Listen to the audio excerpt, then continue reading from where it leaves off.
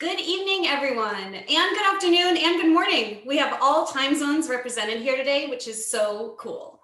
For those of you who don't know me, I'm Gina Parenti, one of the portfolio management VPs here at Winebow, and we'd like to thank you all for taking the time out of your busy schedules to attend our Women in Wine event. We're excited to kick things off, and we have a jam-packed 60 minutes, but I want to take just a few minutes to cover off some logistics. For those of you that have the Master the World kits or have sample bottles to try, you should have your wines poured out. We'll begin tasting about 20 minutes in, but feel free to start trying the wines at your own pace during our first segment. Also, if you have any questions for our panelists, please use the Q&A feature. If we don't answer your questions live, we'll do our best to get back to you. The chat function is also activated, so be sure to pop in there and say hello and tell us where you're from.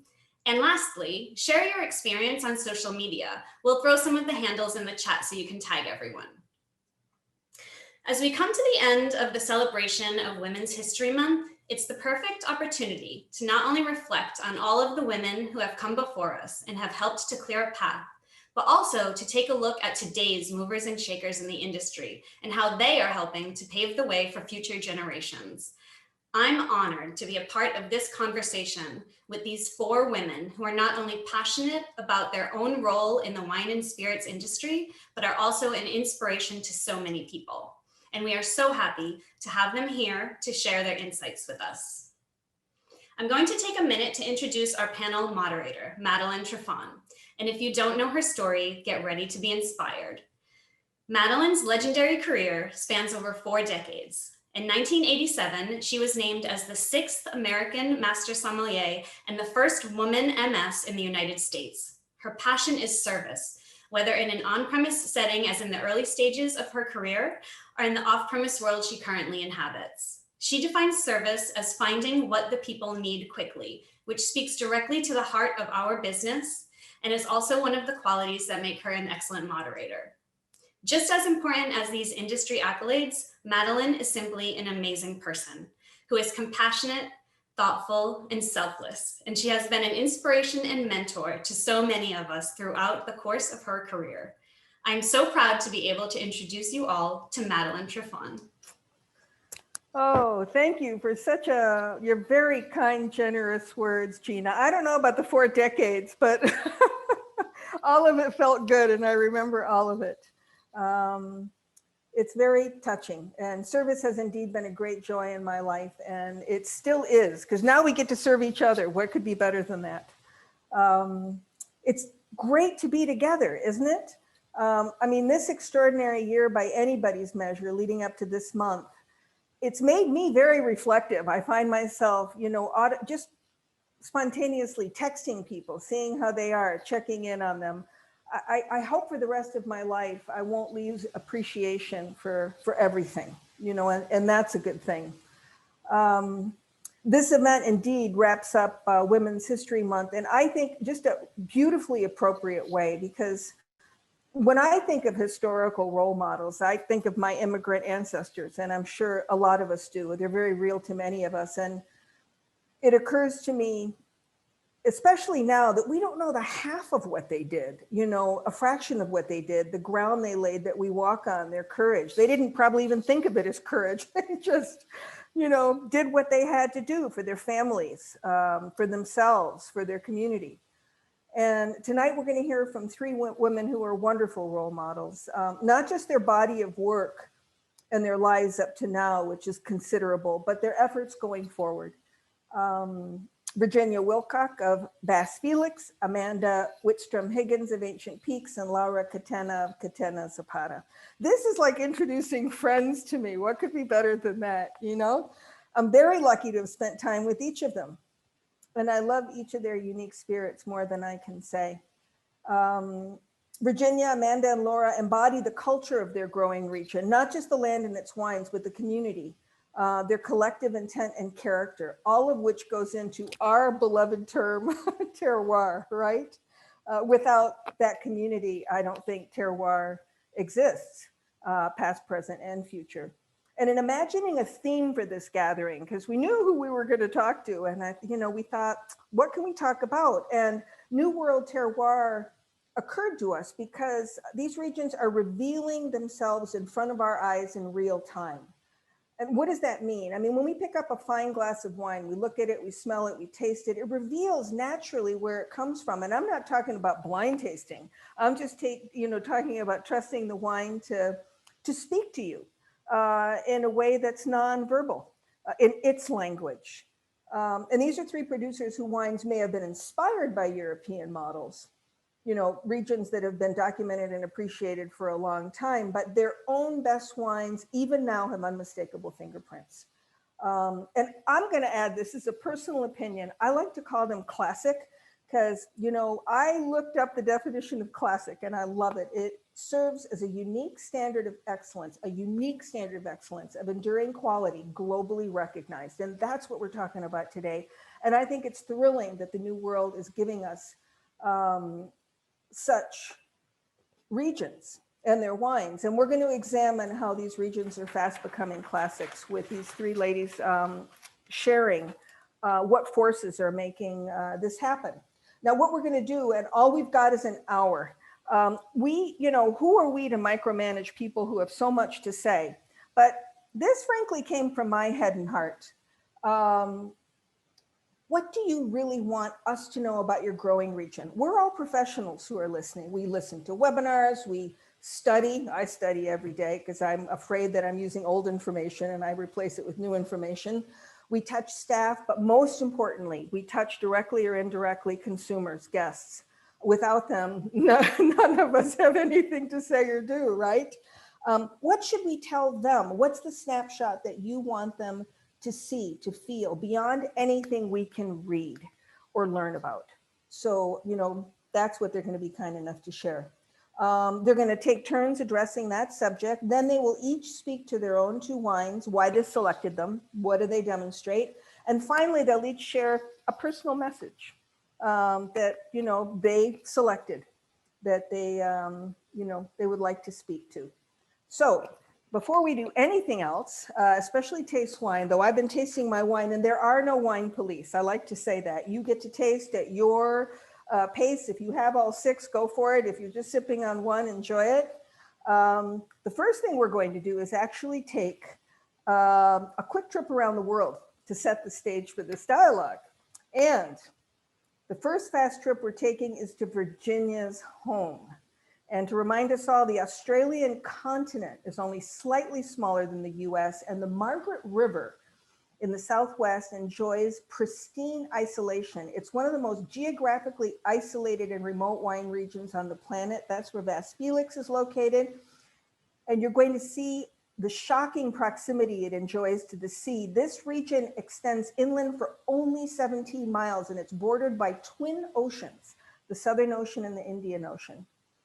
To put it in perspective in terms of its isolation, the distance between Margaret River to Sydney and the southeast coast is the same distance as the Napa Valley to New York City. You can drive it in over 40 hours.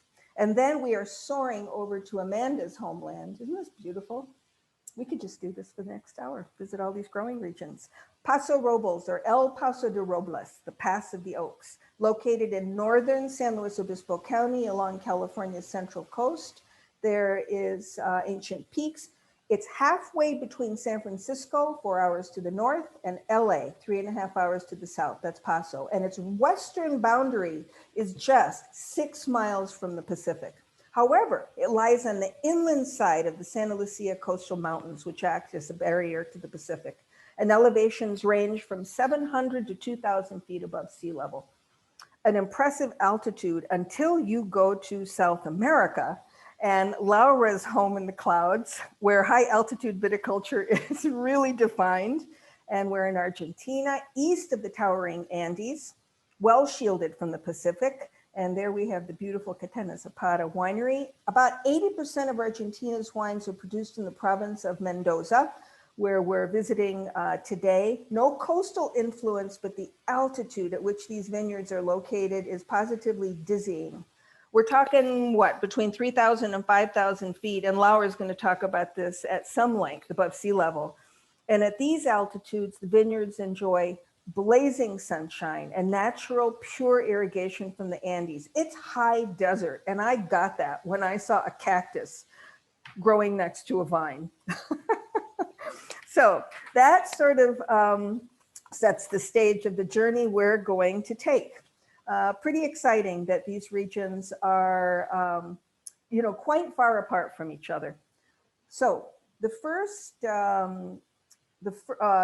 thing we're going to do is we are going to, I would like to say I'm going to be introducing all of the speakers and their wineries, but you've been emailed, I believe, their bios. There is a Dropbox link. Make it a mission in life to read their bios, because I can't do them justice in 30 seconds.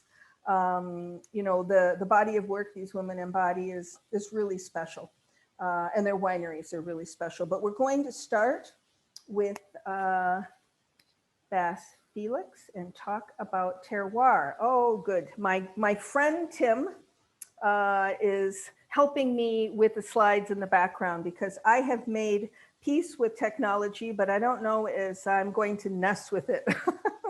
So thank you for your help. So Bass Felix, and that's how Virginia reminded me to pronounce it, not Bass, is Margaret River's founding wine estate. Established in 1967, their home vineyard is the site of Margaret River's oldest vines. And when you consider that this is, sorry I'm going to say this, but I'm going to say it, arguably one of the, if not the most lauded growing region in Australia, that's pretty amazing. It has celebrated its 50th anniversary in 2017, and the winery and the appellation are the same age, which I think is stunning. I am going to very quickly define Bass Felix, because I asked. It's happy or lucky Bass, the founder's hopeful name for his winery after an unlucky helmsman, Thomas Timothy Bass, who was swept overboard, and he was hoping that his winery would have a much better future, and it absolutely did. Thanks in no small part to Virginia Wilcock. Highly respected authority on Margaret River winemaking on her own merit. She's completed 29 vintages in Margaret River.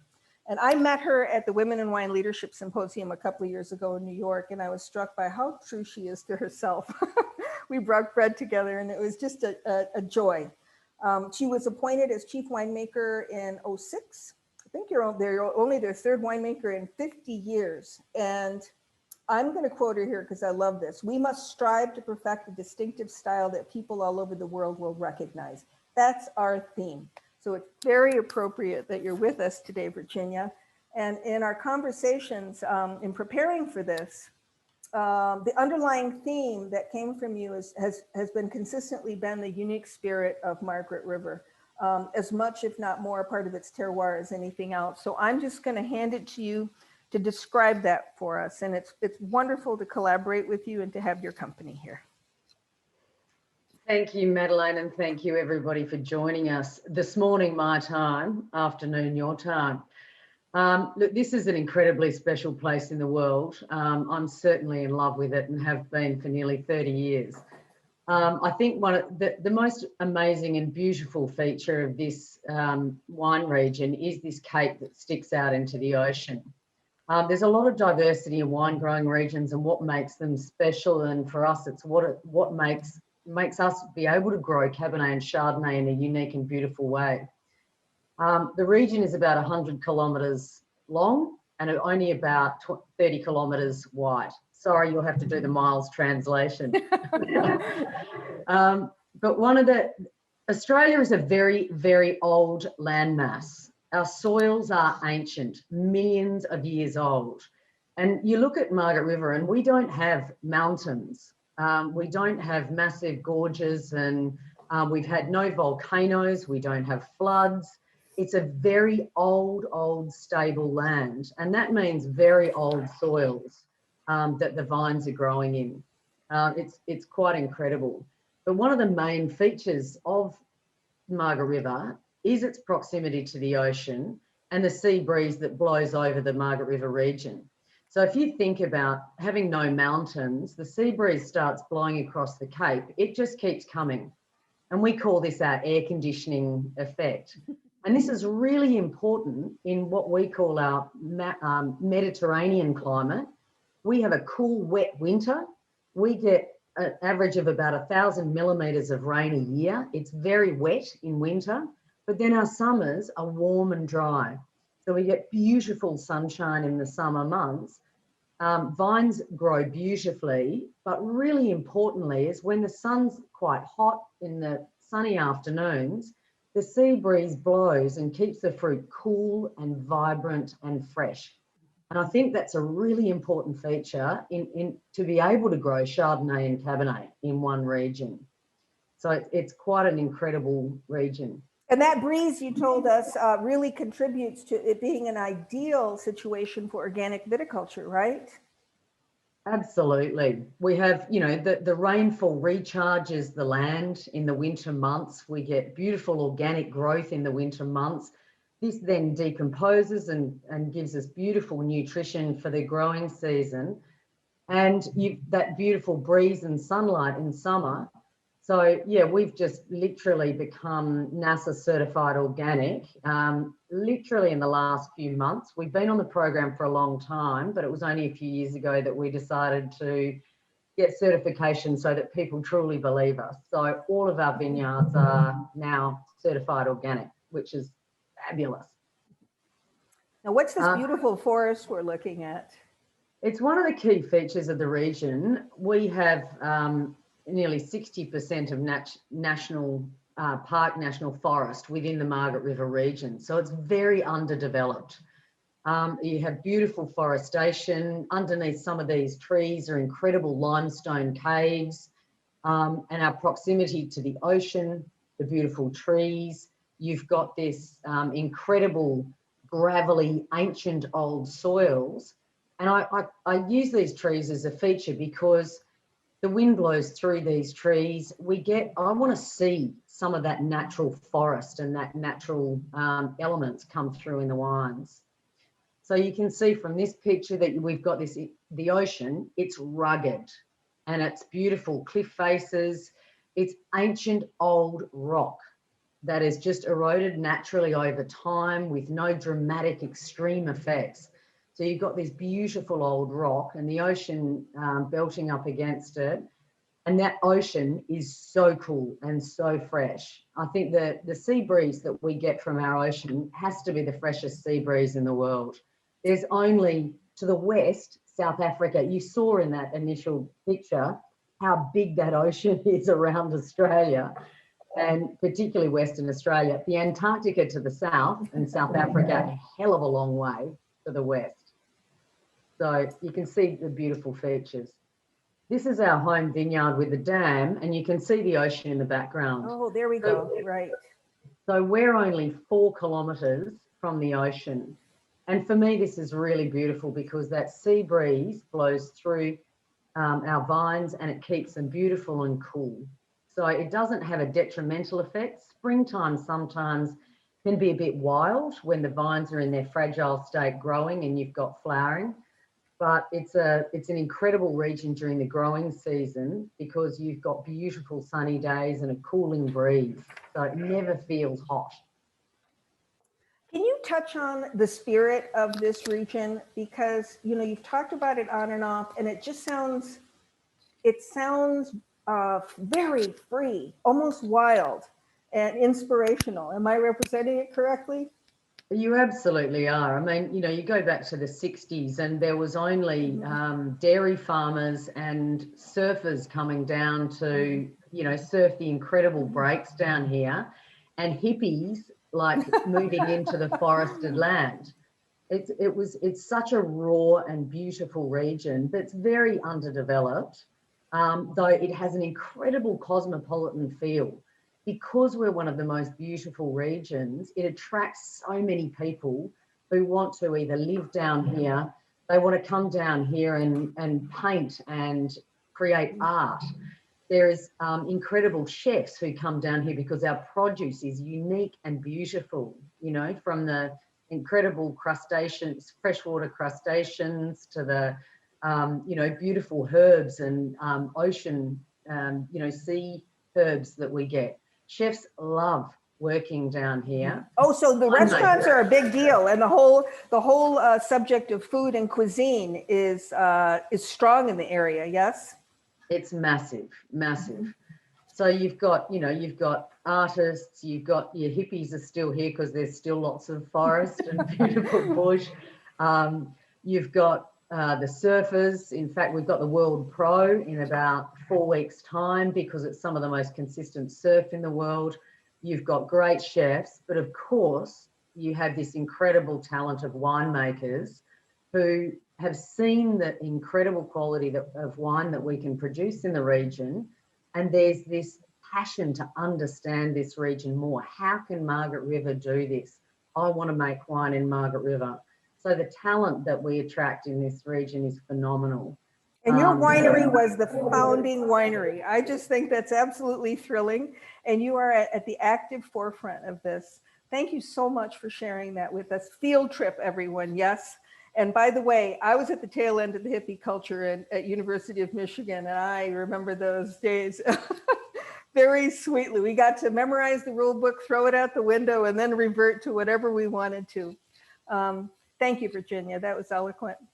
Our next dialogue is going to take place with Ancient Peaks and Amanda. And I have to tell you that I have Amanda to thank for my experience of Paso, because again, we read till we're blue, but my knowledge of the region was really one-dimensional until I visited right before COVID broke.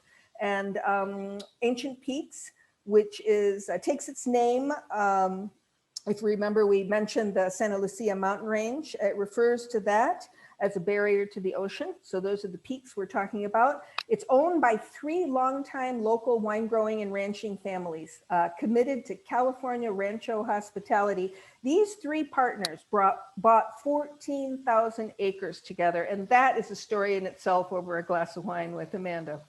Amanda will talk about the 3 partners, Rob, Doug, and Carl.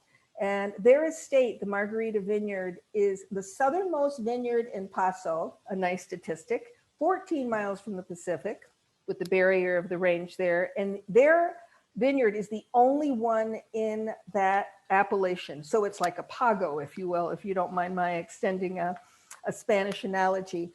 Amanda is the executive vice president of Ancient Peaks, and she is, above all else, a passionate advocate for Paso, San Luis Obispo County, and the Central Coast.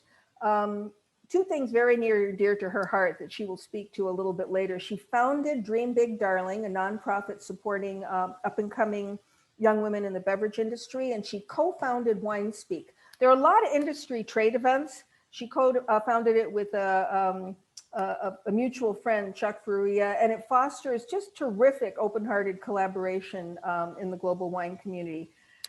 She's going to giggle when I say this. She's a graduate of Cal Poly, but more importantly, she served as a girls basketball coach at the Paso High School. So Amanda, I am thrilled that you started this. We're here because of you. You started this dialogue. And please take it away and tell us, you know, you live this, you breathe this. Tell us about Paso and your corner of it and what makes it so unique. Oh, Madeline, thank you so much for being here today, and to Laura and Virginia and Gina and so many people behind the scenes for making this event possible. It was really a dream come true to celebrate Women's History Month with you all, because you're not only women, but incredible producers globally. And so it's just such a dream to be here with you all today. And thank you to all 250 of you who have decided to join us. It's like a miracle with COVID. So thank you. And I hope it provides to be interesting and informative. So my little slice of heaven, Paso Robles. I'm 4th generation in this area. I was born 1 year before the Paso Robles AVA became into existence in 1983. Today, you know, the AVA encompasses 600,000 acres, about 40,000 of those acres are planted, and the majority is Cabernet Sauvignon. That's what we hang our hats on as a company. That's what the region is really known for. One thing I'm really proud of is 95% of the wineries here are owner operators. we agricultural roots run very deep in our region. And I think that sense of community is what makes us really special. There is over 150 tasting rooms that are open and serving guests. So like Virginia was mentioning, in Margaret River, Paso Robles is also a very vibrant area for tourists. And I hope that when it's safe that you all come and visit. So I want to tell you a little bit about my family. And the big guy on the left is my dad, related by blood, but Rob and Doug Filipponi are truly family to me as well. We've worked together for the last 15 years. We have helped develop not only Ancient Peaks, but I really believe Paso Robles as a region from a volunteer perspective and advocacy for growth and change. And I'm so proud to represent the next generation. We're three families, but really we have one dream, and that's to share our little slice of heaven with people around the world and continue farming in a way that is sustainable and will last for future generations. As Madeline mentioned, our Margarita Vineyard is on a 14,000 acre ranch. It's a cattle ranch. We ride horses and chase cows for fun. The last picture was of myself and my brother-in-law, Joseph. Oh, right here? This is you and your brother-in-law? Yes, and we were at a country rodeo event held on our ranch, actually, because we feel like supporting agriculture is really important. These are some of our calves that come from our cow-calf operation. So all of the areas that is not used for vineyards is actually cattle grazing. And it's really, really important. That's a really important part of who we are. Doug in the picture is not wearing a cowboy hat for fun. I mean, these guys, we drive pickup trucks and wear boots and ride horses for fun. So the wine industry is really, really special to us. And we truly believe in that agricultural spirit, the rising tide lifts all ships. So I'm going to show you briefly the appellation. So Paso Robles is one of the largest and most diverse areas, wine growing areas. Dr. Richard Smart said it several years ago that the diversity in soils is incredible in this area. And I was so pleased to see that he is from Australia as well. I'm sure Virginia knows him quite well. So we're halfway between San Francisco and Los Angeles, but from one end of the AVA to another is 45 miles from east to west and 25 miles from north to south. So in California, there's so much geologic activity, and the range and diversity of soil profiles, elevation, terrain is very varied, which is why we conducted a 7-year study to develop 11 sub-AVAs. And actually, I'm very proud that our ownership and our viticulturalist, Doug Filipponi, was a key part of that study and development, and so that our AVA would be inclusive and not divisive from a regional perspective on. And all y'all decided this together, 11, and there could be from the outside some discussion about are 11 really necessary, but I think it's fantastic that what was applied for and then what within 10 years it was approved, and yours is the southernmost. Amanda, I'm going to flip to the next slide for, oops, let me do that again. Hold on a second, where we can talk about diurnal swings. And I'm getting up just to close my blind, but I'll be right back. So please go ahead.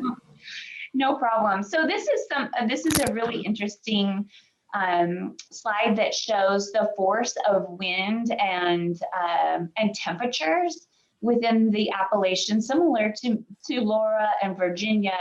The body of the Pacific Ocean, in our case, is a huge body of water that acts as an air conditioning. So your proximity to that coastline is really important. And you can see that Santa Lucia mountain range next to the northwesterly winds call out is huge. It's very profound. That's the reason for the name Ancient Peaks.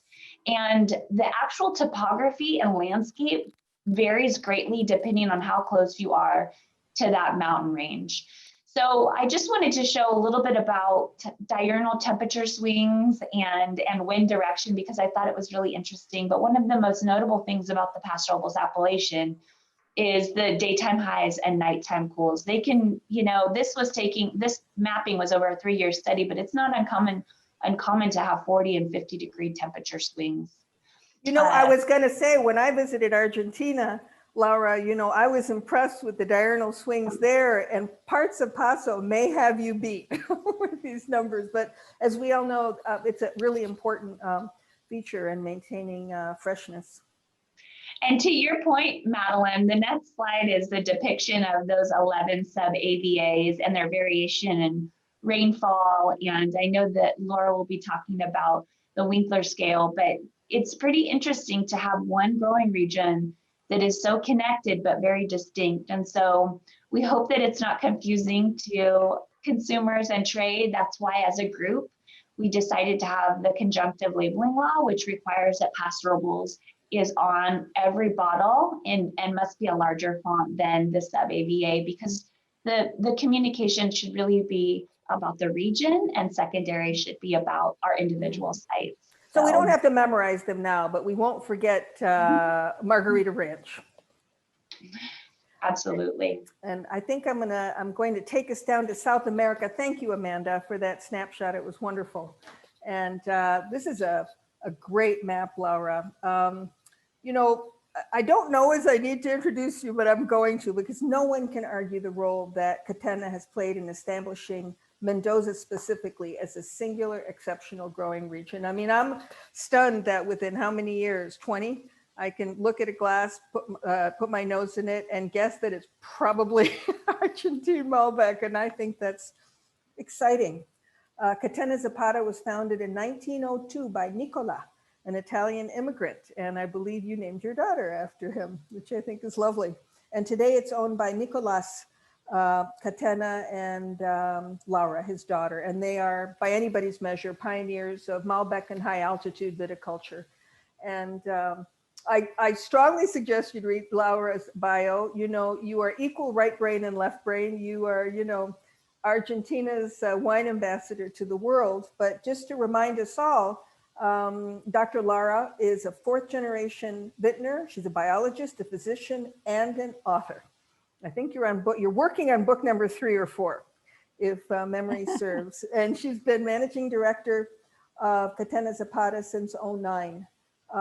She didn't originally plan on going into her father's business, but when she started traveling with him, she went into emergency medicine. I love that fact about you. She became aware of the industry view of Argentina, and it probably annoyed you. In '95, she founded the Catena Institute of Wine to use science in understanding Mendoza terroir and to elevate Argentina. So, when you said I come from a medical background, that's the bedrock and subtext of your approach. But you've been a participant and witness to the rise of Argentine Malbec since it splashed on the world stage in 1999. Whoops, tell us what that was like, Laura. Okay, well, thank you, Madeline. And I want to really thank Amanda, because we wouldn't be here if she hadn't come up with this idea. And I'm loving the idea, and I'm loving to celebrate Women's Month. And I love as much that there's so many men that are listening today. So guys, thank you, because your support is so important in reaching this wonderful world of equality that we're all aiming for. So just to start a little bit about Malbec, today everybody knows Malbec. All of you in this crowd have drank Malbec before, but I can actually remember the day when I was still a resident, and my father would say, Laurita, will you help a little the salespeople in California? They need some help to sell the wines. And I would go in a ride along, and I would present the wine, and some people wouldn't even talk to me because they said, I don't buy Argentine wine. And then finally, after 6 appointments, one person would like the wine and maybe would buy it. And I can remember those days. And the reason I wanted to show this slide is that this was the first article in 1999 in a major newspaper about Malbec. And it was our luck that the Catena Malbec was chosen the #1. This was done by the famous Dorothy Gator and John Brecker, who, today Dottie is like one of the most renowned wine journalists in the United States, and just an amazing woman. And they wrote this, and it was this was the beginning of Malbec. And 1999 is not that long ago, you know. No, it's not. Really not It's that long actually ago. less So- than 50 years. So what's happened with Malbec is really monumental. And I really think it has to do with the grape just tasting really beautifully. You know, it's a question of deliciousness. You know, I think if Malbec wasn't as delicious as it is, it wouldn't have become this, you know, this renowned variety. It was very famous 2,000 years ago, 1,000 years ago, but then it was kind of hidden by the French. And, you know, today it rises from Argentina.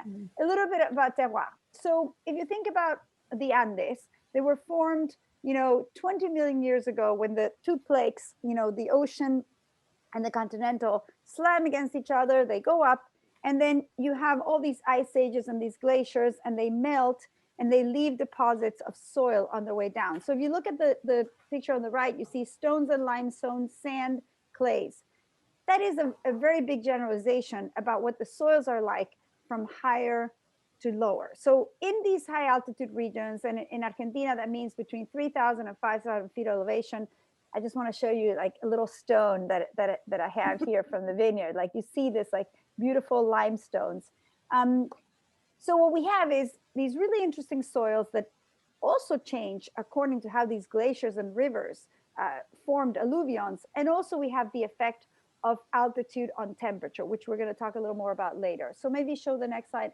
Yeah, so this is just an example when I'm talking about different soils. And the reason I like to show a slide like this is because when I started making wine with my father in the 90s, well, I mean, I started as a kid when I used to go to the winery every day, but I mostly played with the dogs. I didn't make wine.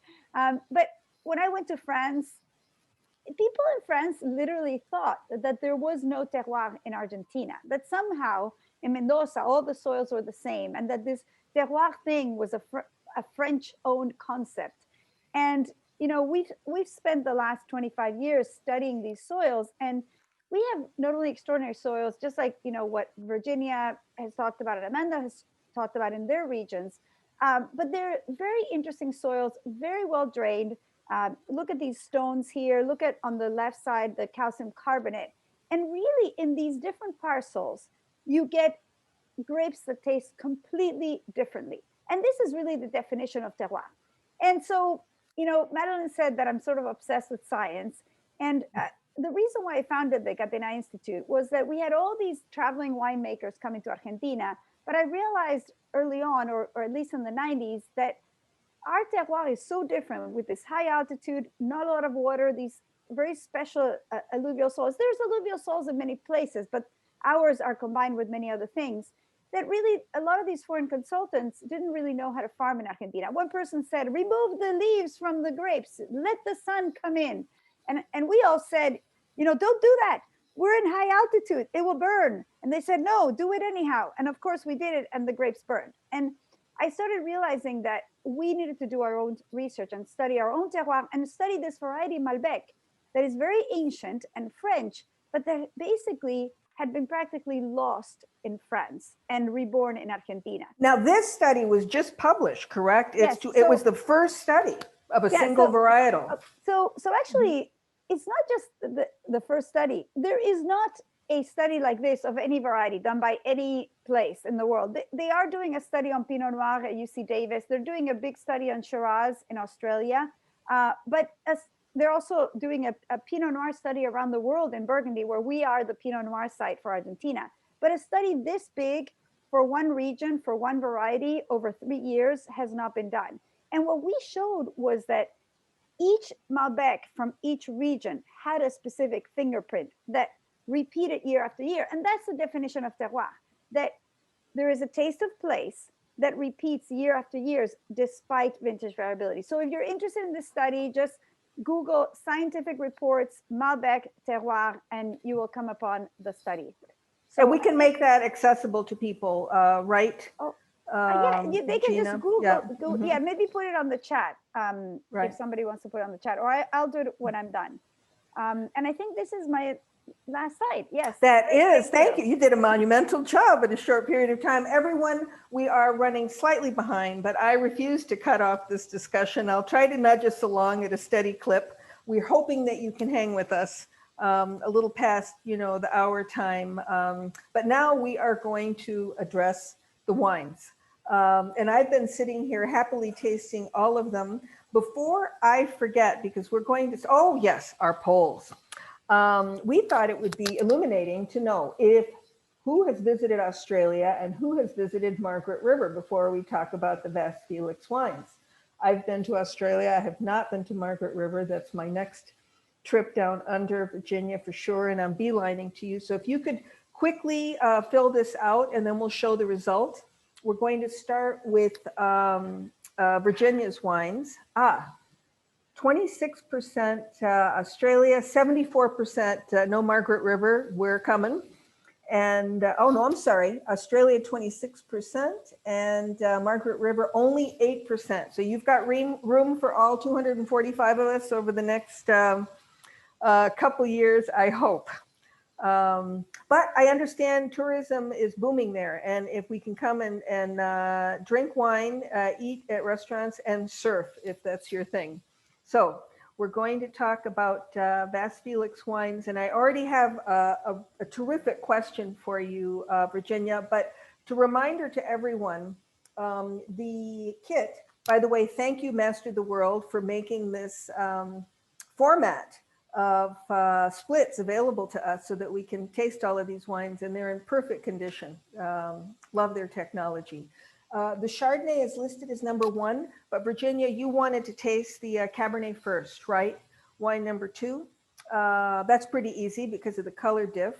And when we get to the Chardonnay, actually we have a question about winemaking, but even before we get there, we have a request for you to address the soils because they look red. And these 2 wines, by the way, because regrettably, some of the people do not have a kit with the wines and you're listening nonetheless, thank you. They are the 2017 Vas Felix Margaret River Cabernet Sauvignon and the 2016, a little bottle age there, Vas Felix Margaret River Chardonnay. So there are the soils. Look, there's so much in our Cabernets that I really want to talk about, but this is ancient gravel loam. If you really focus in, the topsoil is got tiny pebbles that were formed millions and millions of years ago, and there's a little bit of loam. They're very lean soils. We grow very small Cabernet vines with very low to moderate yields. But one of the things I do want to talk about with this Cabernet, because it's not often what people expect. In Margaret River, big is not better when it comes to Cabernet. And this is why I want to taste the Cabernet first. I mean, it actually does have lower acidity than Chardonnay, so it's lovely to taste wines that have less acidity first. But the transparency, shape and texture of Cabernet is such a beautiful feature of Margaret River. We basically, when you smell this wine, you can smell the forest, the ocean. We have journalists in Australia who say it's like this ozone freshness, almost a nori type character. You can smell the forest and the gravel and the earth. And there's a number of features that assist us in doing that. Firstly, the terroir, which we delved into reasonably. You know about the sea breeze. The soils are very well drained. The vines don't grow hyper vigorously. With very moderate growth, cooling breezes. We can hang our Cabernet for a very long time to allow those tannins to ripen beautifully. But one of the features about the transparency in our Cabernet, and I think this is going to come up, I know Laura's got a lot of clonal type material to talk about as well, but the clone of Cabernet and Malbec that we have here in Margaret River was actually brought into Western Australia in 1854. We don't know how, either on a ship coming from France, pre-phylloxera material. And all of our development at Vas Felix has been about developing these ancient old clonal material that was grown on the banks of the Swan River in Perth for over 100 years before it was then brought down to Margaret River. Now, we're a region that was considered most similar to Bordeaux because of the well-drained soils and the maritime influence. And Cabernet and Malbec were the only Bordeaux type varietals that were available in Western Australia. So our pioneer Tom Cullity planted Cabernet and Malbec. Now, Margaret River has never had phylloxera, so these vines are still grown on own roots here in Margaret River from these old clonal material. Now, we fell in love with this clonal material because it's more red berry fruit. It's very beautiful and it's transparent in its character. It shows Margaret River like no other clone can do. There's a lot of... I asked you, actually, I'm interrupting because it occurred to me, I wonder if she can recognize it. And you said, yes, absolutely you can, you know, because it really destroys our preconceived notions of Cabernet Sauvignon as, you know, cassis, blackcurrant, black raspberry, you know, opaque, dense with hard tannins. Forgive me for interrupting you, but this wine is just tasting like an angel and it's very lifted. And I love the nori comment, the sea breezes. Go ahead, Virginia. Sorry to interrupt you, but it's definitely a departure from what we think of as Cabernet Sauvignon. Yeah, and this is, you know, this is all very much a part of our, you know, our understanding and I guess the creativity of our isolation here in Western Australia. Because for me, there's, you know, there's technology and you can build a wine, but we found that if you built the wine too heavy, you lost its true beauty and its true transparency of where it came from. So I guess my journey as a winemaker has been to allow that, the true heritage clone, the feeling of Margaret River to come through in the wine. And where, you know, we look after our vineyards organically now, but for me, one of the key features also is that we only ferment naturally with wild yeast. So it's very gentle handling. We don't macerate the berries, it's whole berries to ferment, and we're wild fermenting.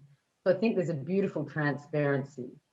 Everyone has the tech sheets accessible to them, by the way. We're not going over, you know, statistics on the tech sheets. You can check them out, but it does refer to winemaking technique. Yeah. So I guess the other thing, and Margaret River again, Chardonnay, and we're moving into the Chardonnay now. We have a unique clone of Chardonnay here in Margaret River. We call it the Gin clone. We believe it came from Davis University in the 50s sometime, but it was a virus-affected Chardonnay that actually has hen and chicken or mélange. And while some people have tried to eliminate this virus, we've actually found it beneficial for us. We actually find this mélange beautiful. The virus effect actually helps retention of beautiful acidity. We get incredible flavour through those small berries. The flavour intensity coming from the skins. The skin to pulp ratio is much higher. And in Margaret River, because we do have this sort of undulating, moderate soil, we have some soil that's very well drained, gravelly old soil that's great for Cabernet, but we tend to find Chardonnay roots are a little bit weaker. We find that the areas that are a more sort of loamy, more dense sort of clay-like soil that has this retention of moisture that helps the Chardonnay grow. We had a question from Andrea about the winemaking technique on the Chardonnay that results in such a textured, she refers to it as a subtle matchstick quality. Can you refer to, you know, how your hand touches the Chardonnay? Yeah, so I think when you've got beautiful, powerful fruit and you harvest it at the right time and this incredible acidity, you can get pretty wild with your winemaking. Chardonnay is one of the most transparent varieties out there. So for us, we learned that we could actually, we don't clarify our juice, we put whole juice to barrel. So it's straight from the press, straight into barrel, all the solids. We allow the wild fermentation to happen in oak. And what I find is that there's this beautiful interaction between high solids, wild yeast, the oak fermentation, that we get what we call sulfides, you know, matchstick character. And so for so many years, people thought this was a fault, you know, and winemakers were taught to eliminate sulfides. But what we found was that if you have the fruit power and the fruit weight, you can embrace it to a beautiful level to get depth and dimension through Chardonnay. And I think Margaret River has the capacity to do this in such a beautiful way. And the wines are age-worthy and not just the Cabernet. I'm going to remind everyone that this is a 16, and I've read more than one article tasting older examples of Margaret River Chardonnay, notably yours, that in some instances perform better than ambitious white Burgundies. I'm going to move us along, Virginia. But this conversation about Margaret River could go on indefinitely. And I'm going to encourage you all to go to Wine Australia's education site. And there are a couple of terrific articles there that educated me. Thank you. And for these very pretty wines. We are now moving to Ancient Peaks. But before we taste the wine, we are going to take yet another poll. This is just to get you a little actively focused. Have you visited California? This is going to be, you know, a big hurrah. But have you ever visited Paso? I hadn't until a little over a year ago, right before all this this exciting year happened. We're going to leave that up for another 15 seconds and then display the result. The two wines we're going to taste. Here we go. 96% of all of us have been to California, and over 50% have been to Paso, but we have to go back because we need to all visit the mystical site of Ancient Peaks Hospitality Center, especially at night. It is stone silent and cold, and you can see every star in the sky. The two wines we're tasting from Ancient Peaks with Amanda's direction are this 18 Cabernet Sauvignon from Santa Margarita Ranch and from Margarita Ranch. Sorry about that. You know, I had to have a mental burp, right? I was doing so well. And we're going to taste the Ancient Peaks 2017 Oyster Ridge from the same ranch.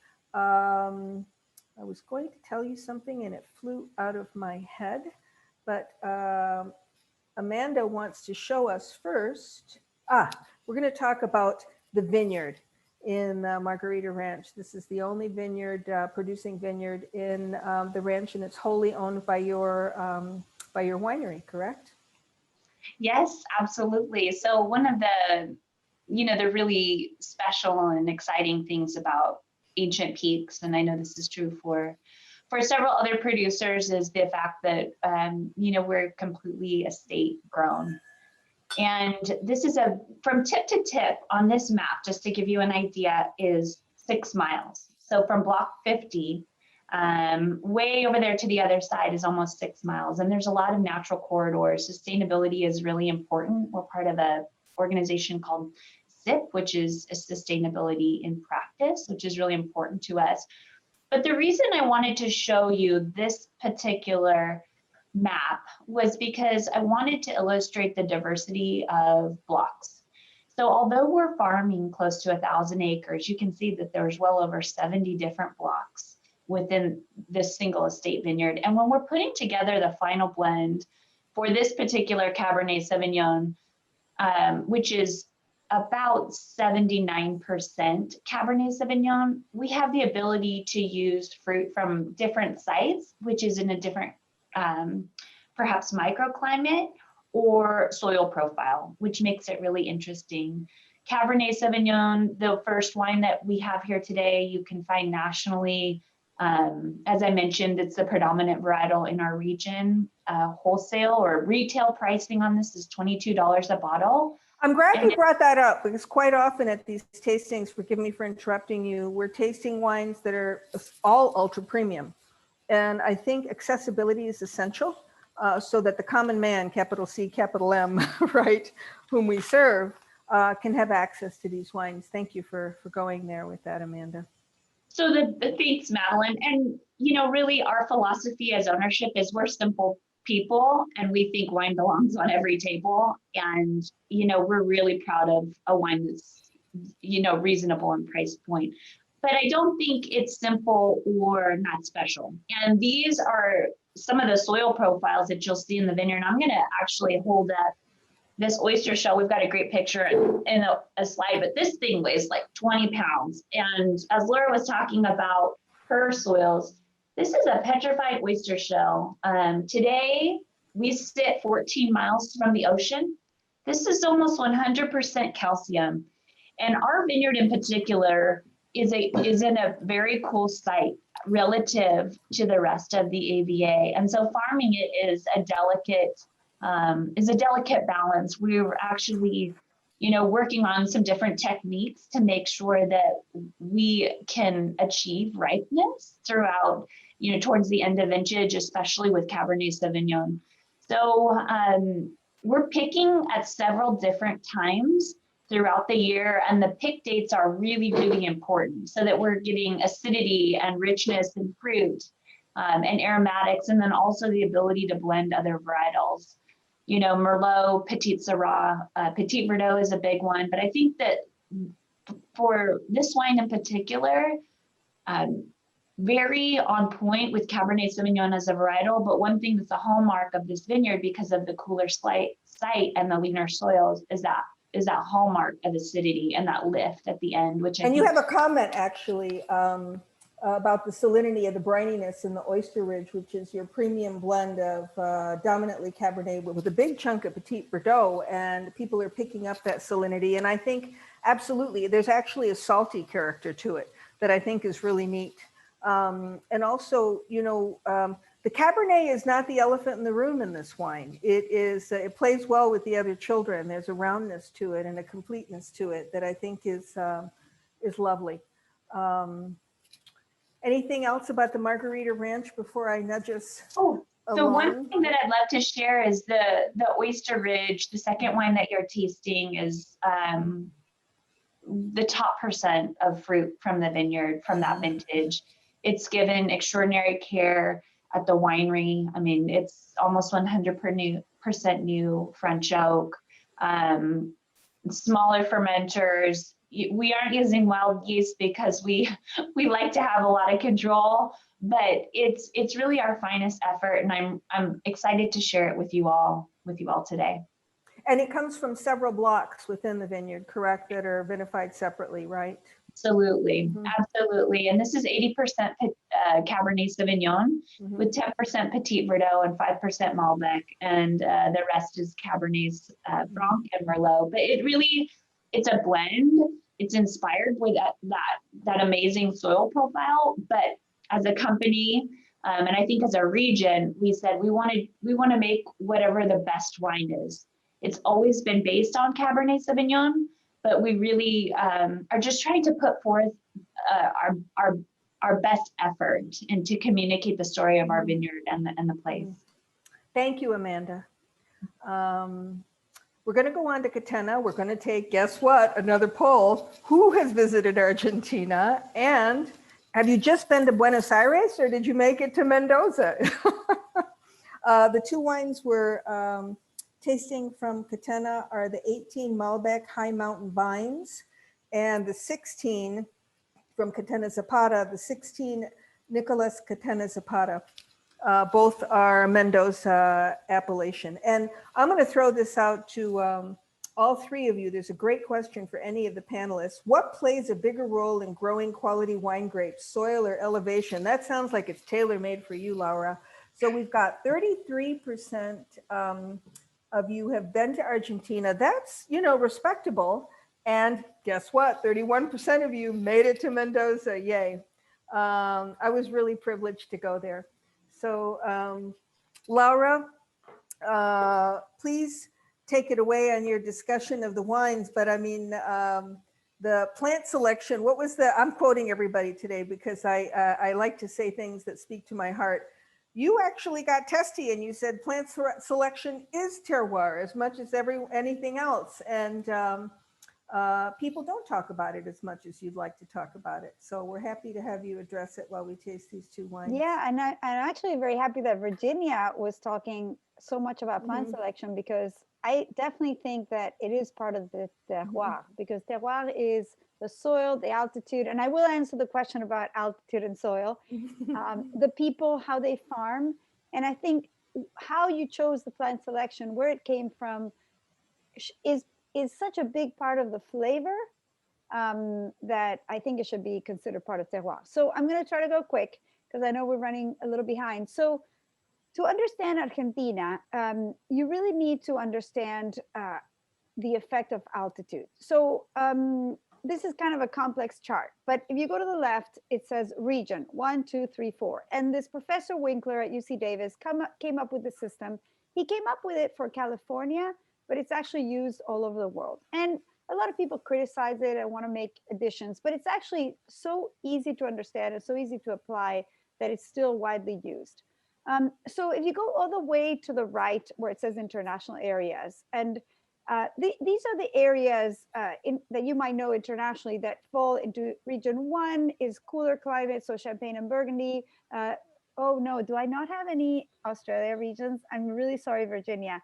I will do that for next time. Next one, it'll be corrected. In fact, we should have had, the Paso Robles and also Margaret River. So I'm really sorry. That's a very bad mistake of mine. But okay, for next time. So the zone 2 is a little warmer. That would be Bordeaux, Barolo, Côte d'Iron, La Rioja.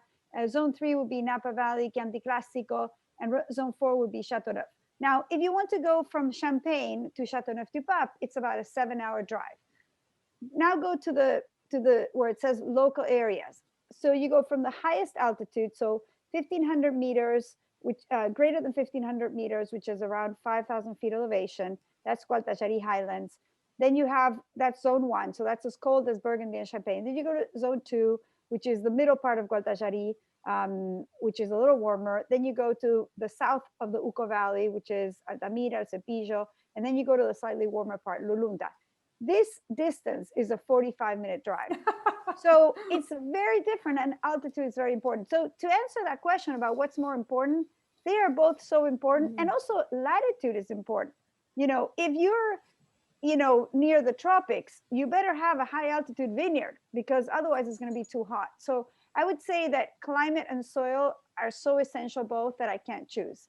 They're both important. And fabulous answer. And really, a bad soil in a great climate is not going to give you a great wine, and a great climate, a bad climate with a good soil also will give you a bad wine. So this is the Catena Malbec, which is a wine that I hope that you all know. And if you don't know, please go find it. And it is a definition of what Madeline called a classic, because it's become sort of the Argentine wine that is in Master of Wine tastings and Master Sommelier exams. And I like to explain it as a perfume, because what it is it's a blend of different altitudes. So you go from the highest altitude to the lowest. Again, remember, these are very close to each other, and it's the same plant selection. It's a Massal selection of 135 different cuttings that comes from our vineyard that's about 90 years old, and we've planted these selections at these different altitudes. And as you see here in the chart, from each altitude, same Malbec selection, slightly different soils, you get very different personalities, floral, red fruits, spicy, black fruits. And when all of that comes together, you get what Madeline loves to refer to with me as Chanel number 5. Chanel number 5, yes. So the thing is, you might not know this, but actually Chanel number 5 slightly changes the blend every year. And, we're forced to change the blend every year by the climate. So, every vintage, it's a little different, but we make that same beautiful blend. And now for the last wine, and I'm actually, if you can take off the slides, because I'm just going to, that way. This one, you like this one though. You can talk. Yeah, but I want to talk. Okay, let's keep the slide, but I want to talk openly about the wine. So this wine is really kind of tells the story of our family and Argentina in so many ways, because it comes from ungrafted vines of Malbec and Cabernet Sauvignon. Like Virginia and Argentina, we don't have a big phylloxera problem, so 90% of the vines are ungrafted. And we have these ancient selections.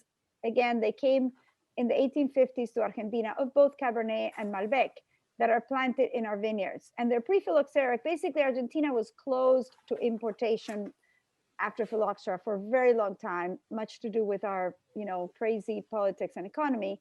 And this wine is named Nicolás Catena Zapata. And if you can stop sharing so I can talk to everybody. I don't know. If you Tim, can can you do that? Tim, Because I yeah. can't pull it down. So, yeah, so this wine is named after my father, who is an incredible mentor and person. We're going to talk more about him later, but his favorite wine is the Cabernet Malbec blend. And that's why we named this wine after him. And it's a wine that I think ages really beautifully. And it was really the first, what I call super Argentinian, you know, to use the super Tuscan term, that came out and was tasted blind with great wines from around the world. And I think it really established the reputation for Argentina. The first vintage of this wine was 1997. It's drinking beautifully. It's balanced, it's integrated, and my mind doesn't want to think about it, which is the nicest compliment I can pay it, Laura, because I've never heard that expression before, but I completely agree. When Yes. you're not thinking, is that you love the wine. I love no, it. and you're speaking its language in silence, which, you know, may sound a little mystical to you, but when I started, I had no mentors. The wine was my mentor, and it's never betrayed me. That said, we are now going to, thank you, Laura. That was beautiful. And I know you went through, you know, 3 hours worth of information in 5 minutes, but what this and means is we thought it would be terrific if everyone could address whatever's nearest and dearest to their hearts and minds. And we're going to start out with Virginia, but Virginia, I have a question that I think actually dovetails with your theme of custodianship of Vas Felix. That seems to be very near to your heart. And the question is, can you talk about the difference between the Cullity premium release and the Normale, the regular Cabernet? I'm not, you know, downgrading it, but I thought that was an interesting question. And I haven't had the premium proprietary wine. Let's see if I can get to your slide with, there he is, Tom Cullity. Oops, you need to, Okay. There you go, yep. I'm unmuted. Look, I think it's an incredible journey. Tom Cullity was our founder. Now, he planted, you know, these old heritage type cuttings here at Vas Felix in 1967.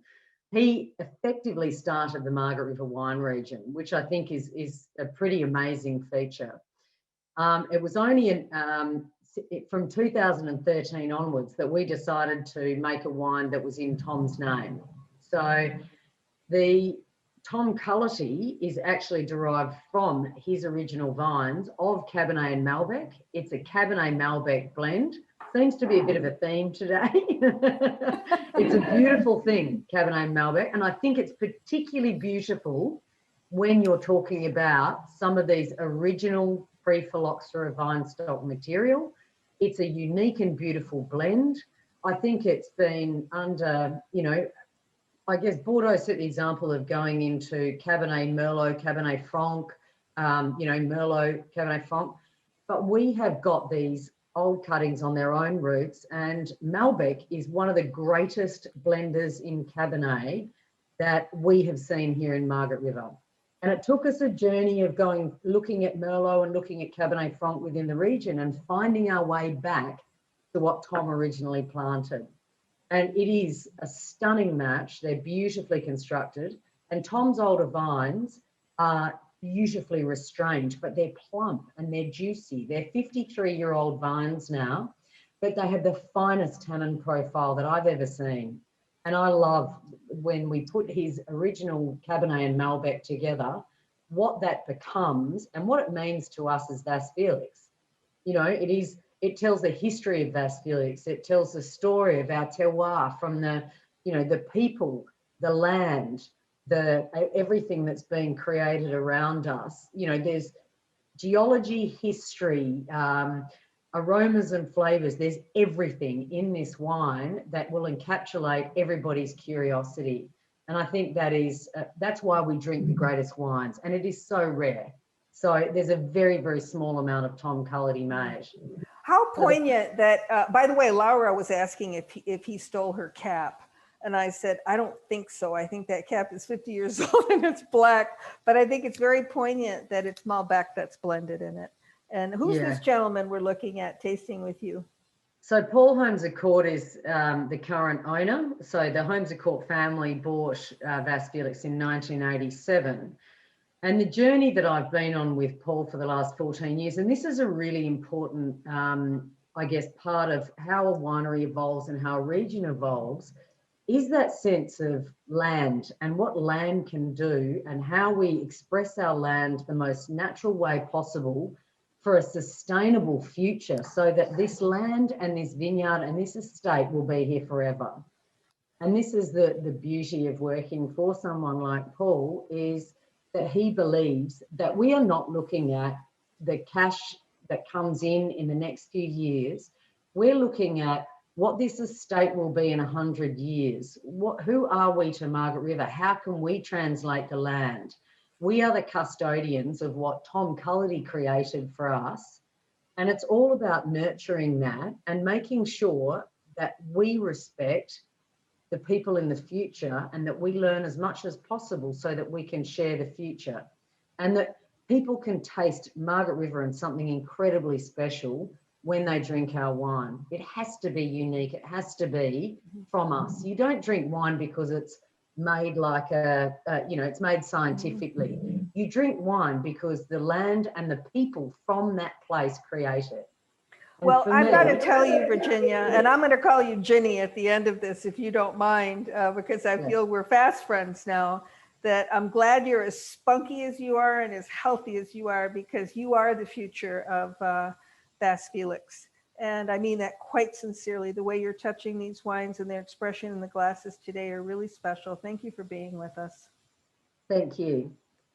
I think just one other thing I just wanted to, well, just in celebrating our Women's History Month, is people like Paul should be celebrated for looking at a great winemaker, not a woman or a man. And I think this is what true equality is all about. So these men need to be celebrated as much as the women who have the passion and the desire to achieve. So I think that's true equality in my view. Well, looking to the person, absolutely. But that also, it's a level playing field, and you are playing on that level playing field, and you're a woman. I'm just overstating the obvious, and I think it's terrific, Thank So you. bravo to him, but bravo to you. And now we are going to turn to Amanda. And I have to say, Amanda, since I met you a little over a year ago, all wine aside, what I've been struck by most about you as a person, as a human being, is your commitment, your need to empower others. And tell us how you're doing that in a very real way. Well, thank you, Madeline. Aside from the business of wine and our philosophy for farming and cultivating a better tomorrow, I have felt so passionate about empowering the next generation of people who will come up and rise within this industry and make the industry better so that there's more opportunity for all of us. And through that and the help of several others, yourself included, we've been able to create a really dynamic organization and community called Dream Big Darling. My grandmother, whose name is Betty, oh, there she is in this picture, and she was a huge role model in my life. And she wasn't famous. I think she probably barely graduated from high school and had children very young, but she had this kindness and this love of people that was so profound. I remember being at her funeral and there were so many people there, and I just remembered that kindness is something that's free and it's easy to give. And thankfully, like Virginia, I've been surrounded by some incredible men who dream big, and they're entrepreneurs, and the world holds any opportunity for them. And I thought, well, what if we could cultivate this perspective where we could teach people to dream big, but do it with kindness And wouldn't the world be a better place? Wouldn't our industry be a better place? What if we And for stopped- these two young ladies, tell us who they are. It'll be a better place for them. So my daughter is the little one who kind of looks like Shrek marching along. And my niece, my identical twin sister, her daughter, McCoy. And I see the future, and I have been really grateful to have amazing opportunities that were provided by amazing men in my life. And I want to see more young women rise up, be incredible mothers, friends, sisters, but also help lead the charge in our industry, which is incredibly diverse. So I'm grateful to so many who are on a call today. Oops, did we lose you? Amanda's connection is fluttering, but I'm going to talk about Dream Big until we get her back. Can you hear me? Hopefully, good. So you'll notice Laura is taller than I am because she's standing on her tiptoes, but I cheated. Yes, you did. And I'm shrinking. So there you have it. But we participated in not just the last Dream Big Darling get together. It was part of Wine Speak, which Amanda co-founded with Chuck Ferruia. And that is the get together of trade in such an open-hearted manner. I encourage you to try to go when we get to do this in person again, because I was interviewed by Amanda for this, and I had never let my hair down the way I did. Not that I had any, bizarre stories to tell, but I wanted to tell the truth to all the young sommeliers in that room, because they deserved it. They were doing a better job than I've done at executing service. And that's part of both Dream Big and Wine Speak. I think we've lost Amanda, so she'll come back. And in the meantime, Laura, tell us about these handsome people from the 1930s, yes? Yeah, so I was telling you that my great-grandfather, he's the one in the center. There's Nicola Catena and his wife, Ana. He came to Argentina in 1898 and planted his first vines in 1902. And this is a photo of my great-grandparents and their children. The one to the left, the oldest one sitting, man, is my grandfather, my nonno. That's what we call your grandfather in Italian. And then the rest are, the sons and daughters. And I remember seeing this photo, which is up on a wall somewhere, and asking my father about this photo. And my dad said, yes, my grandfather, was his grandfather, loved to talk about this photo. And he would say with much pride that he would leave when he died a winery and a vineyard. In fact, he gave it to them before he died, to each one of the three sons. And I said, well, what did he leave for the daughters? And he was equally as proud that to the daughters, he had left a husband. He had helped them find a husband. So when my father told me this story, I was already married. And I said, okay, Papa, I found my own husband. So I want a winery and a vineyard. But the reason I like talking about that photo is not to, criticize Nicola, because he was an incredible man and he built something beautiful in Argentina, but just to remind us all that it was not that long ago that the greatest aspiration for a woman was to find a great husband. And, in the after party, we can talk about what's more important, a winery and a vineyard or a great husband. I dare say that actually a great husband probably counts more than a winery and a vineyard, and vice versa for men, women, whoever you're with. But it just helps us understand. It wasn't that long ago that women couldn't vote, that women had no real true economic rights, and so we do have some work to do. The fact that we need to work on this doesn't mean that we need to be mean to men. I mean, men are incredible, and everybody in this crowd has had men mentors, works with great men. We have sons, brothers, and your dad here, and my right? dad here, Yeah. but we still have a little ways to go.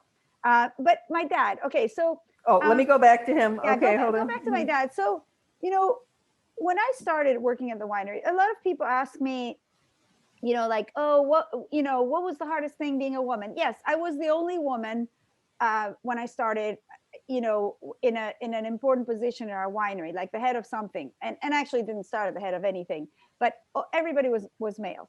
But the hardest thing was being the owner's daughter, because even if I was a doctor and I had all these degrees, I was coming in and I had to prove myself. And I'd love to say that I proved myself because I was a genius, but that's not why. The reason why is that my father really believed in women. And he, you know, made it clear to everybody that women were just as good at everything as men were. And that's why in the last 20 years, we now have, you know, I don't know, at least 50% of the top positions are women in our winery. And I want you to show the next slide, because this is the other important lady. The one in the middle is my grandmother, my father's mother. And he had her as his intellectual mentor. She was the headmistress of the local school. And, you know, these are her students. And she believed that in the Argentinian dream, you know, as the American dream, that with a good education, you know, the sky was the limit. You could dream big.